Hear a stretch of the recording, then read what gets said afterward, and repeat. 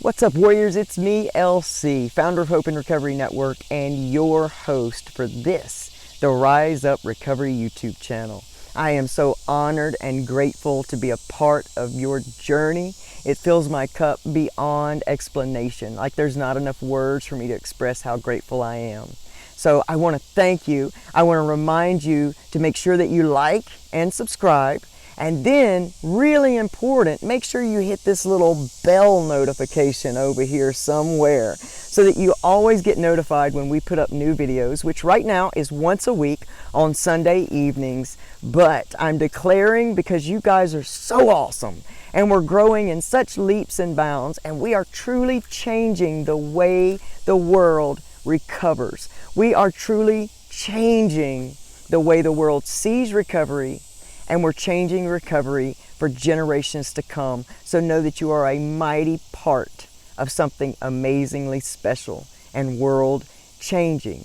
So look, you want to hit that bell because you don't ever want to miss when we put a video up. And like I said, because of you all, we're growing in leaps and bounds. So I'm going to make a declaration of faith right now to say that even though at this moment we are putting up videos only once a week, within 6 months, we're going to go to every day.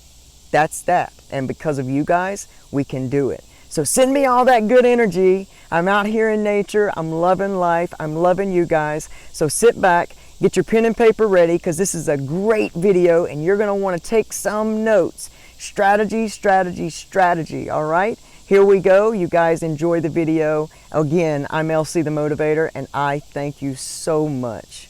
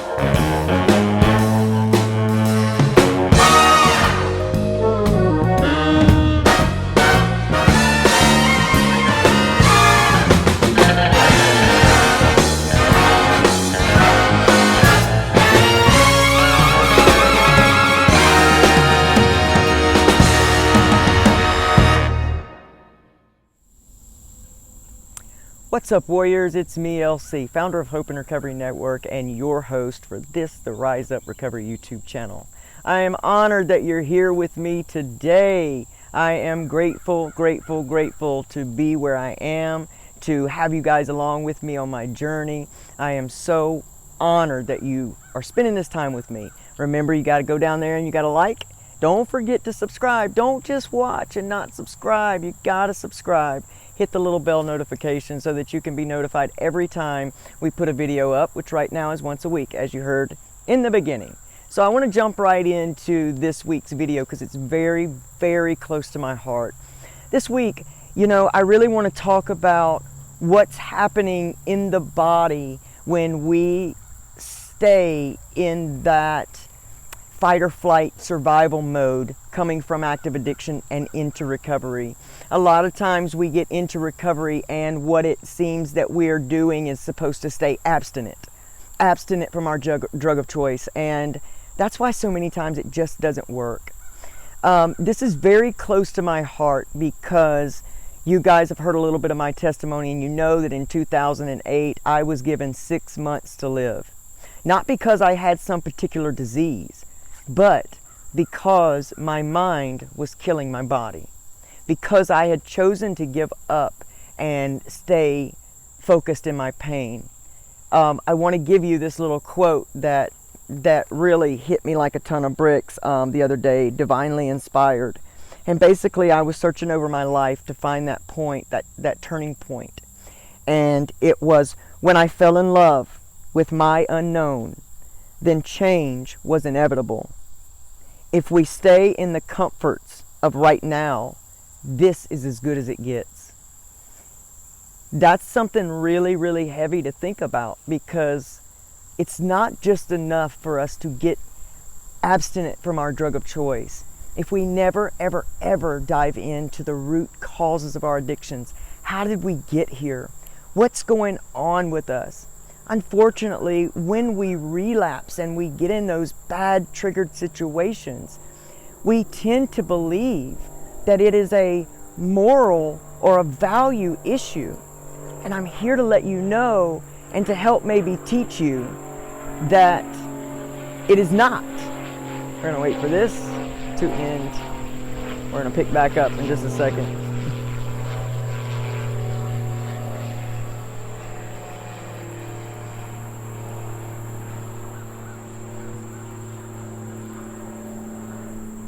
All right, we're good again. It is not a moral deterioration. It's not a breakdown in your value system. It's more than likely a breakdown in your body, in your brain chemicals, and a lot of it is hormonal. When we learn what's really going on and taking place in our bodies and our brains, we can create strategies to get out in front of these things. If you watched last night's live, we called it getting out in front of the shiz. That's what I'm talking about, getting out in front of the shiz. Let's get out in front of this. It's about what my mentor Amy talks about when she says it's integration. It's not about trying to pretend like the things that have happened in our life didn't happen, or it's not all about positive thinking. There are no weeds, there are no weeds, there are no weeds. It's not about any of that. It's about accepting and integrating with who you are, learning that the past is what made you the mighty warrior that you are, and learning to heal yourself from the inside out. With a little bit of information, you guys know I dove into this because not only have I done a lot of healing in my own body, mind, and spirit, but my wife struggles seriously on a day-to-day basis of being in recovery, but being unable yet to integrate both parts of her life, and she carries it all in her body. She has very debilitating neck issues and posture issues. She's developed different brain issues, and because I love her so much and I can see the amazing talent and fire on the inside of her, it has really inspired my passion to dive deeply into this, as well as I know so many of you suffer with a lot of these same things. And so many times it leads us back down a path of coping and escaping that we know. So I want to read you an excerpt from a book that I've been studying, and the book is actually called Deadly Emotions by Don Colbert, MD. This is the book. It is an amazing book. Understanding the mind-body-spirit connection that can heal or destroy you. The body doesn't know or care what caused the stress. All the body knows is that it is experiencing stress. Stress, and more stress. Stress is mental or physical tension, strain, or pressure. I like to spin stress researchers and authors Doc Childre and Howard Martin give this definition. Stress is the body and mind's response to any pressure that disrupts their normal balance. It occurs when our perceptions of events don't meet our expectations and we don't manage our reaction to the disappointment. Stress, that unmanaged reaction, expresses itself as resistance, tension, strain, frustration, throwing off our physiological and psychological equilibrium and keeping us out of sync. If our equilibrium is disturbed for long, the stress becomes disabling. We fade from overload, feel emotionally shut down, and eventually get sick. And I've added, we relapse. Guys, there is so much happening at a hormonal and chemical and cellular level on our inside of our bodies when we are experiencing different stressors. And that has nothing to do with morals or value. So the blame and the guilt that we beat ourselves with and cover ourselves with whenever we start trying to solve all of our external problems is not because of your breakdown, a mental or value breakdown. It's not because of that. Your body has a memory along with your mind. When you begin to experience different things that have happened in your past, your brain does not know the difference of, is it happening now or 20 years ago?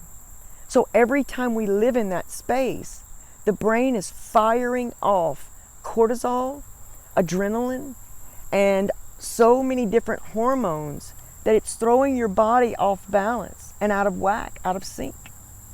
And it is causing you to think that it's personal, and it is not.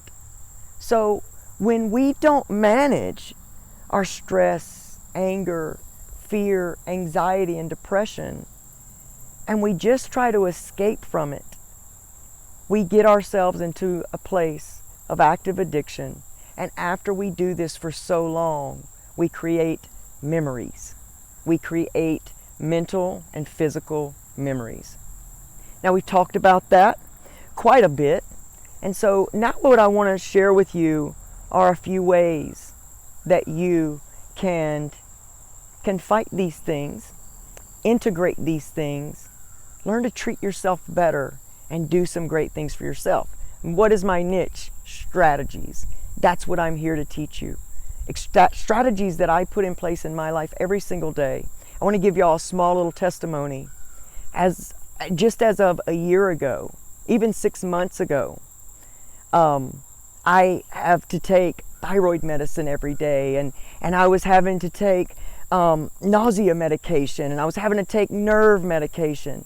And guys, since I put these strategies into practice in my own life and have really come to understand this information, absorb it, and personalize it, all of my tests are perfect.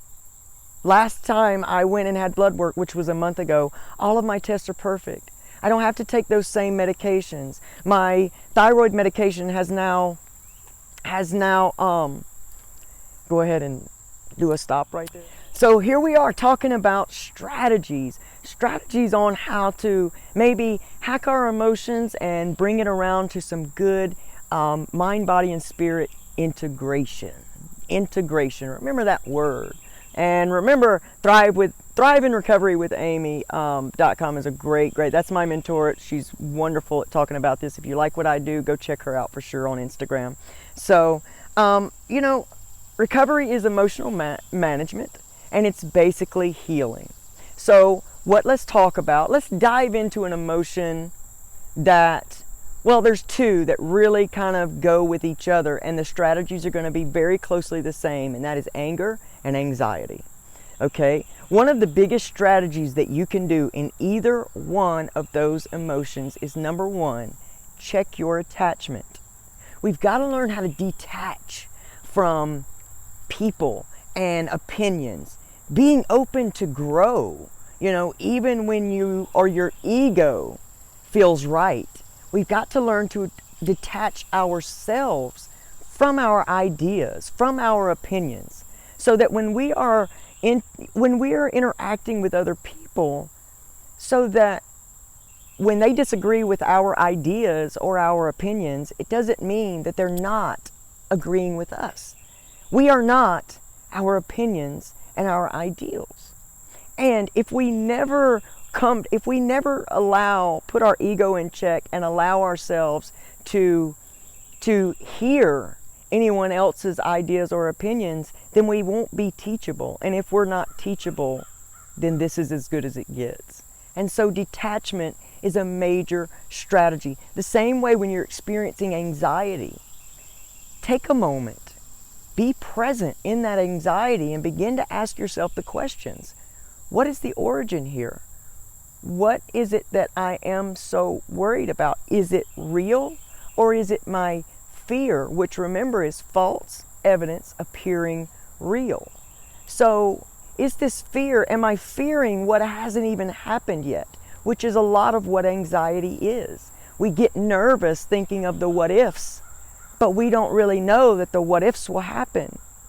And either they do or they don't. And what happens when they don't? You've wasted all that time. So we've got to learn to ask ourselves different questions inside of that about attachment. What is it here that I'm so attached to? And how can I detach myself from this and therefore let go of the anxiety? How can I learn to trust the situation, my higher power, myself, my intuition? Begin to ask yourself different questions. What's the worst case scenario here? Is it death? Because in all reality, that is the only thing that we really have to fear. Anything else is fixable. Fixable.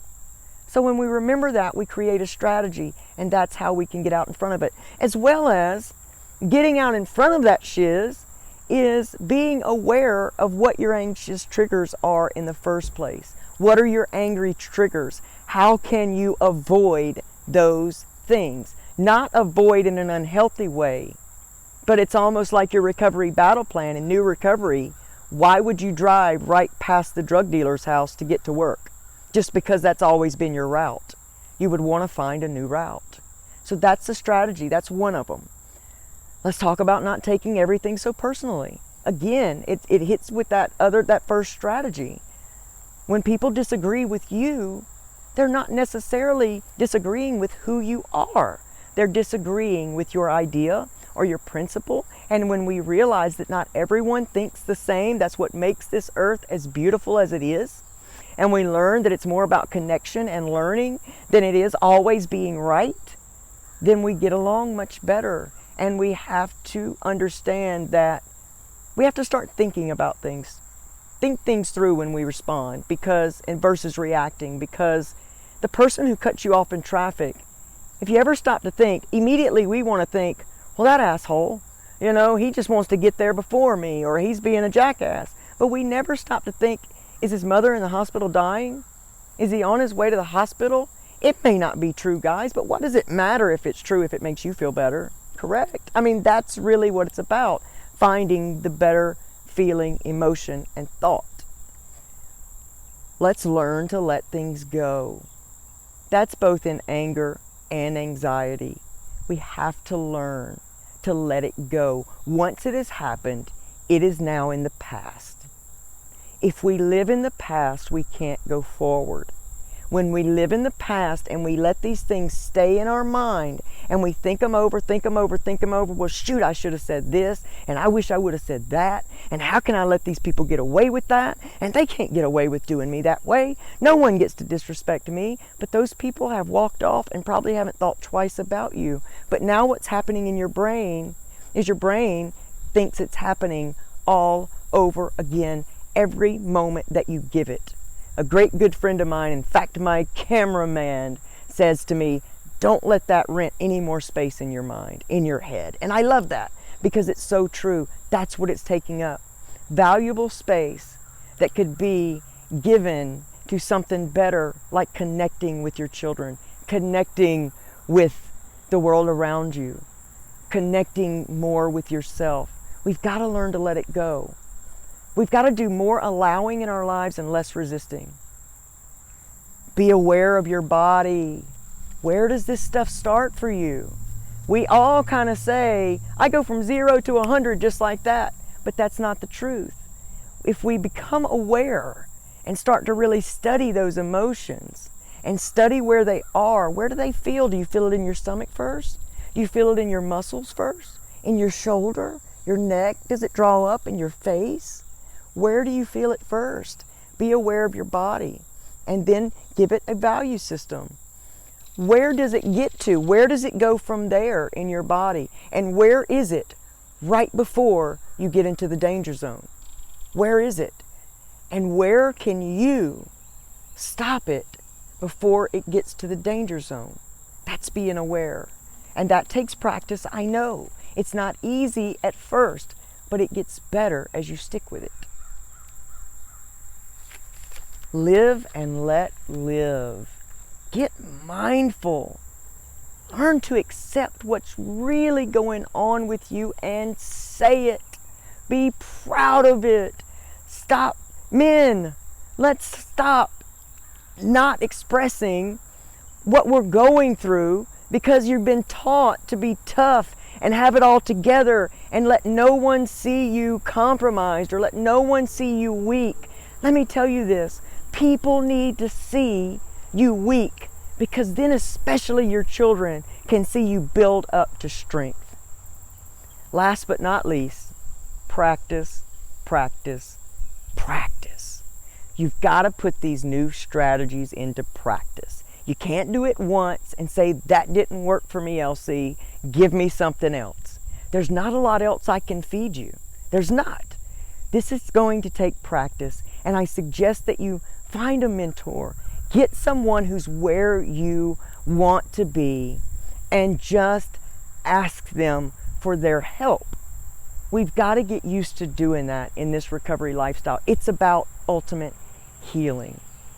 Guys, I hope that something in this video has resonated with you. If it has, and you know another friend or a bunch of friends that need to see it or you think would enjoy it, then please make sure that you get it out to them.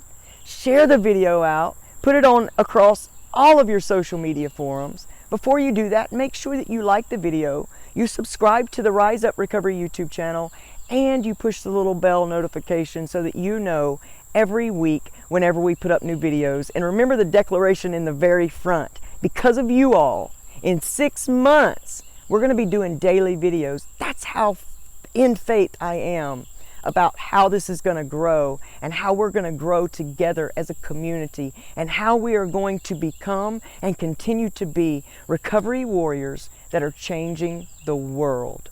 I adore you all. You all fill my cup beyond explanation, expression, all those good words. I love you. I thank you. Remember, catch me on Facebook at Lona Curry at Facebook 5 mornings a week, 7:40 Eastern Standard Time in the morning so that we can get your morning kicked off with some great recovery motivation. We do a Saturday night group at 6 p.m. right there on Facebook Live where it's a topic discussion and we just discuss and talk. And remember, every Sunday evenings, we upload a video here to the Rise Up Recovery YouTube channel. I thank you guys once again. I thank you for watching the video. You guys go and have an amazing week. Thank you.